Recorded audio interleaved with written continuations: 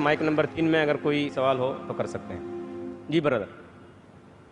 السلام علیکم. میں ڈاکٹر ذاکر نائک صاحب، میرا نام نیلیش آمبور ہے، میں اورنگ آباد سے آیا ہوں. میرا سوال یہ ہے سر آپ سے، آپ جب کسی ہندو گیتا یا وید کا حوالہ دے کر اگر آپ کچھ بولتے ہیں یا قرآن سے وہ ملتا ہے تو کیا اس کے اوپر ہم عمل کر سکتے ہیں؟ بھائی صاحب کا سوال ہے کہ جب میں گیتا کا حوالہ دیتا ہوں، وید کا حوالہ دیتا ہوں، دوسرے مذہبی کتابوں کا حوالہ دیتا ہوں، جب وہ قرآن سے ملتی ہے تو کیا ہم اس کے اوپر عمل کر سکتے؟ قرآن کی بات یا وید کی بات کریں یا گیتا کی بات؟ گیتا یا وید کی؟ گیتا یا وید. تو اگر جو چیز وید اور گیتا میں لکھی ہے اور جو قرآن سے ملتی ہے، کیا ہم ان پہ عمل کر سکتے ہیں؟ میرا کہنا یہ ہے کہ قرآن کو کہا گیا فرقان. فرقان مطلب وہ چیز جو سچ اور جھوٹ کے بیچ میں جو ڈفرنس ہے اس کو پہچانتی ہے. فرقان یعنی فرق، حق اور باطل کے درمیان جو فرق ہے اس کو پہچانتی ہے قرآن. جس طریقے سے میں نے کہا کہ کئی پیغمبر آ چکے محمد صلی اللہ علیہ وسلم کے پہلے، اسی طریقے سے قرآن میں لکھا ہے سورہ رعد میں سورہ نمبر 13 آیت نمبر 38 میں کہ ہم نے ہر دور میں ایک کتاب نازل کی ہے. نام سے صرف 4 کتابوں کا ذکر ہے: توراہ، زبور، انجیل اور فرقان، قرآن. لیکن اس آیت کے مطابق کئی کتابیں نازل کی گئی ہے، ان کا نام سے ذکر نہیں قرآن مجید میں. لیکن جتنی بھی کتابیں قرآن مجید کے پہلے آئے وہ صرف ایک امت کے لیے تھی، ایک گروہ کے لیے تھی، اور وہ سارا پیغام محدود تھا ایک وقت کے لیے. اسی لیے اللہ سبحانہ و تعالیٰ نے، خدا نے یہ ساری کتابوں کو محفوظ رکھنے کے لیے صحیح نہیں سمجھا، کیونکہ یہ محدود تھی اس وقت کے لیے. اسی لیے یہ جتنی کتاب پہلے نازل ہوئی وہ محفوظ نہیں ہے، نہ اس کی ضرورت ہے.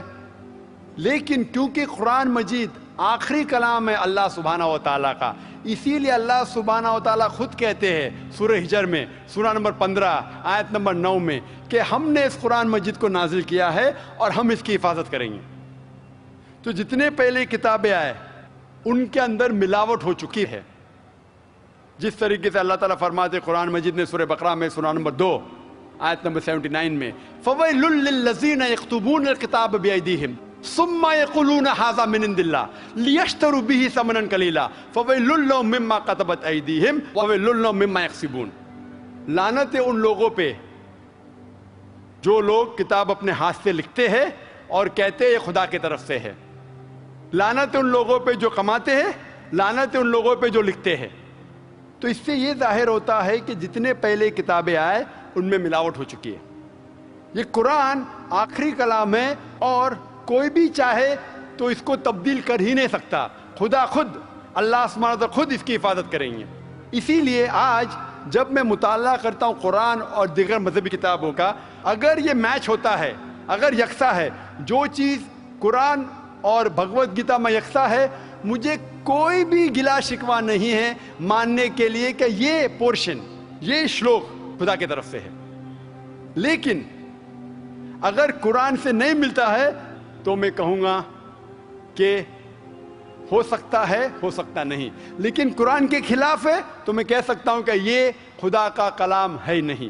اسی لیے جو کلام قرآن سے ملتا ہے، چاہے وہ شلوک ہو یا منترا ہو، وید کا ہو، اپنشد کا ہو یا گیتا کا ہو، یا چاہے دھما پٹ کا ہو، اویستا کا ہو، دساتیر کا ہو، چاہے اولڈ ٹیسٹمنٹ کا ہو، نیو ٹیسٹمنٹ کا ہو، جو بھی چیز قرآن سے ملتی ہے، ہم مسلمانوں کو کوئی گلا شکوہ نہیں ماننے کے لیے کہ یہ بھاگ خدا کی طرف سے ہے. اسی لیے میں یکسانیت کے بارے میں ذکر کرتا ہوں. تو آپ کے لیے بھی میں کہتا ہوں کہ جو اختلاف کی باتیں ہیں اسے چھوڑ دو. جو یکسانیت کی باتیں ہیں، جو آپ کے کتاب میں لکھا ہے، ویدا میں لکھا ہے، پرانا میں لکھا ہے کہ آخری پیغمبر محمد صلی اللہ علیہ وسلم میں، تو آپ کے لیے فرض ہے کہ آپ بھی اس آخری پیغمبر میں مانیں. تو آپ آخری پیغمبر میں مانتے ہیں؟ آپ کی وید میں مانتے ہیں؟ ہو مانتے ہیں. آپ پرانا میں مانتے ہیں؟ ہو مانتے. تو میرے تقریر میں نے اتنے بار کہا اور اتنے حوالے دیا کہ آپ کے مذہبی کتابوں میں لکھا ہے کہ محمد صلی اللہ علیہ وسلم انتم رشی ہے. آپ کل کی پرانا پڑھیں گے تو ان کے والد کا نام لکھا ہے وشنو یاس عبداللہ، ان کے والدہ کا نام لکھا ہے سمتی آمنہ. وہ کہاں پیدا ہوئیں گے؟ سنبالا میں، مکہ میں. وہ چیف آف سنبالا میں، قریش کے خاندان میں. ساری چیزیں میں نے کہا. تو اب آپ مانتے ہیں کہ آخری پیغمبر محمد صلی اللہ علیہ وسلم ہے؟ ہو مانتے ہیں. ماشاء اللہ.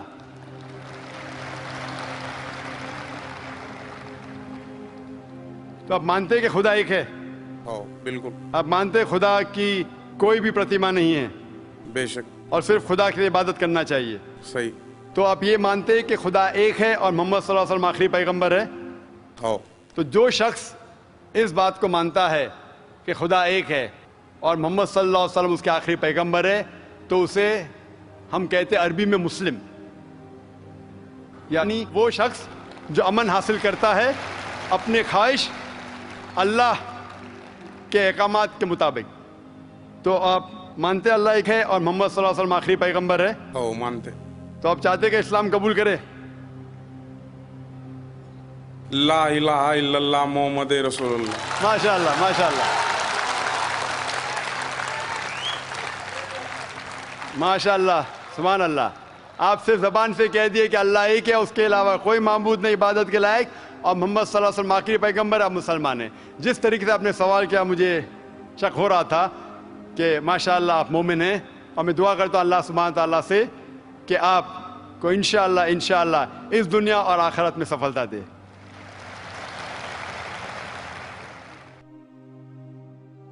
ہے عیاں یورش تاتار کے افسانے سے، پاس باں مل گئے کعبے کو صنم خانے سے.